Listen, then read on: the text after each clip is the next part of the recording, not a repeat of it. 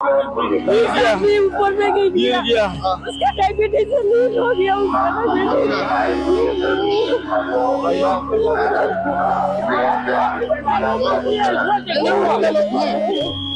प्रयागराज के महाकुंभ में भगदड़ के बाद रोते बिलखते चीखते चिल्लाते और अपनों को खोने के बाद की यह तस्वीरें जिसने भी देखी वह सिहर उठा। हादसे के बीत जाने के बाद भी इसका दर्द उन लोगों के लिए कभी ना खत्म होने जैसा है जिन्होंने इस हादसे में अपनों को खो दिया।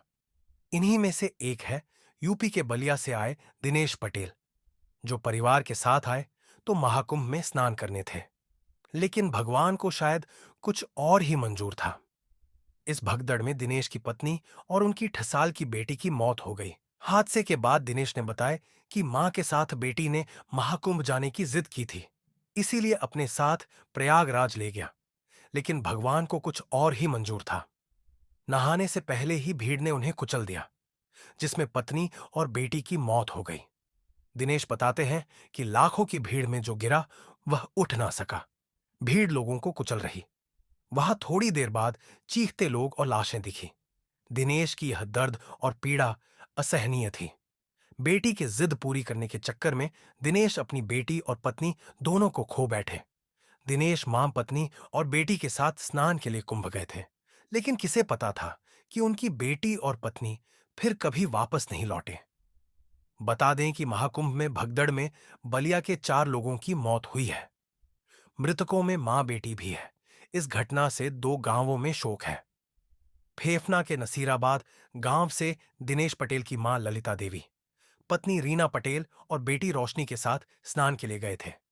परिजनों ने बता कि भगदड़ में रीना और रोशनी की दबकर मौत हो गई।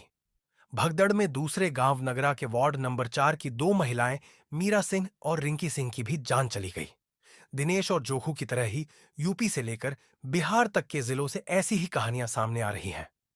अब तक यूपी के 16 लोगों की मौत हो चुकी है। इनमें 9 महिलाएं, एक बच्ची और 5 पुरुष हैं। दूसरे राज्यों के भी करीब 15 लोगों की जाने गई। वहीं डीआईजी ने हां की वजह बताई। उनका कहना है कि मौनी अमावस्या के ब्रह्म मुहूर्त के समय लोगों की भारी भीड़ का दबाव बना था। मेला क्षेत्र में भारी भीड़ के कारण अखाड़ा मार्ग पर कई बैरिगेड्स टूट गए। दूसरी ओर स्नान के लिए लोग बैठे हुए थे, जिनको भीड़ ने कुचलना शुरू कर दिया। इसके बाद पुलिस ने तुरंत राहत बचाव का कार्य शुरू किया और एम्बुलेंस के लिए ग्रीन कॉरिडोर बनाया। इसकी मदद से लगभग 90 घायलों को अस्पताल पहुंचाया गया। दुर्भाग्य से उनमें से 30 श्रद्धालु की मौत हो गई। कुछ घायल घर भेज दिए गए।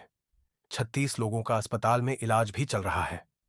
वहीं सरकार ने मृतकों के परिवार को 252 लाख मुआवजे का ऐलान किया। वहीं अखिलेश यादव ने इस हादसे पर दुख जताया और सरकार को घेरा। उन्होंने सवाल उठाए कि अगर इंतजाम अच्छे होते तो शायद ऐसा नहीं होता।